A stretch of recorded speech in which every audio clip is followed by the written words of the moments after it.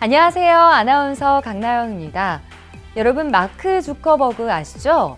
페이스북의 창업자 마크 주커버그는 대학교 시절 같은 학교 여학생들의 사진을 인터넷에 올려서 보고 또 심지어 그 사진을 품평까지 했다고 합니다. 여학생들 허락 없이 사진을 몰래 본 것이죠. 이게 페이스북의 시작이라고 하는데요. 요즘 갈수록 심각한 문제가 되고 있는 몰카. 이 몰카로 찍은 사진이나 영상들도 인터넷에 올려지고 또 심지어 품평까지 하는 곳이 있다고 하네요. 몰카를 찍는 사람들 대부분을 관음증 환자다 이렇게 이야기하기도 합니다. 그럼 마크 주커버그도 여성을 몰래 훔쳐보는 관음증 환자였을까요? 여러분은 어떠세요? 이성을 몰래 훔쳐보고 싶은 마음이 있지는 않은가요? 그럼 혹시 여러분도 관음증 환자가 아닐까요? 상대방은 내가 보고 있다는 걸 몰라요. 그리고 동의도 안 한 상태예요. 그런데 이성의 어떤 나체라든가 이성의 성행위를 갖다 계속 이제 보게 되고 보려고 노력하게 되고 그러고 나서 이제 거기와 결부가 되어서 이제 환상을 판타지를 가지게 돼요. 그래서 본인이 그 상대방의 동의 없이 봤었던 그 성과 관계되어 있는 광경을 이제 상상하면서 거기에서 이제 만족을 얻는 거예요. 그런데 그게 단지 어느 하루 그렇다고 그런 건 아니고요. 보통 6개월 이상 지속이 되어야 되고 법적인 처벌을 받게 된다든가 이혼을 하게 된다거나 하도 거기에 몰두하다가 보니까 직장에서 일을 못하고 학업을 못하게 된다거나 그런 어떤 문제가 발생해야 돼요. 마지막으로는 최소 18살이 돼야 돼요. 두 가지 측면이 있는 거예요. 한 가지 측면은 이런 어떤 관음증이 좋은 편이 있고 또 다른 측면은 뭐가 하게 되면은 정상적인 성관계가 본인이 어렵다고 느끼기 때문에 해소를 갖다 이쪽으로 하게 되는 거예요. 첫 번째로는 그냥 정상인 여성과의 성관계를 가진다 그랬을 때 굉장히 그게 안 될 거라는 어떤 자괴감에 빠지는 분들이 있어요. 난 여자들이 날 안 좋아할 거야. 나는 내가 원하는 아름다운 여성이랑 서로 동의하에 관계를 맺는 게 굉장히 어려울 거야 라고 생각하게 되는 부분이 있어요. 또 어떤 분들은 성관계를 갖다 가지게 되게 되면 우리가 옷도 벗고 하고 그래야 되잖아요. 근데 그게 굉장히 자연스러운 것 같지만 그 부분이 굉장히 불안하고 낯선 거예요. 그렇기 때문에 실제 성관계에서 만족을 못 느끼게 되는 거죠. 예를 들어서 어떤 남자 같은 경우에는 어려서부터 부모님이 무슨 일만 있으면은 빨가벗겨서 때린 다음에 집에서 내쫓김을 당하던 남자가 있었거든요.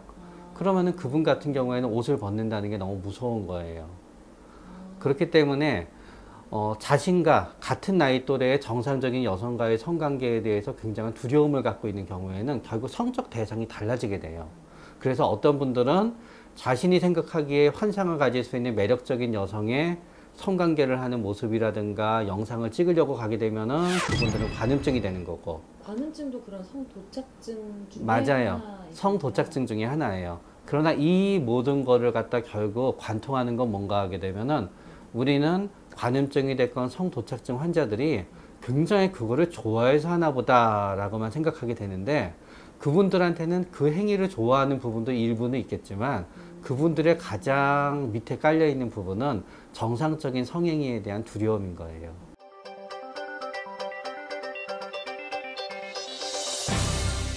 아닙니다. 아닌가요?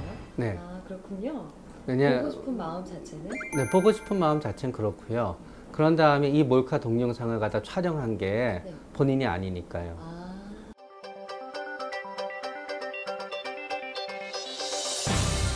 관음증입니다. 그거는 확실한 관음증이고요. 몰래 엿보기 위해서 어떤 도구를 장착한다거나 아니면 몰래 엿본 다음에 그거를 갖다 저장해서 본인이 본다든가 그러면 성범죄로 처벌을 받게 되고요.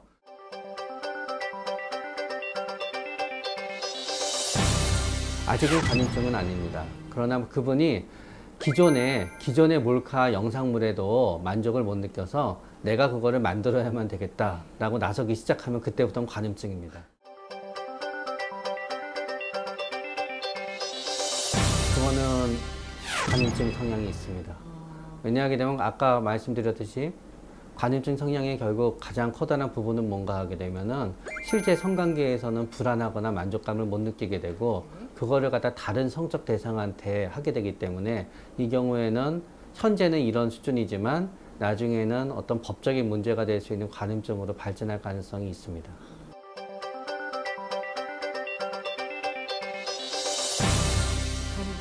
관음증 아닙니다.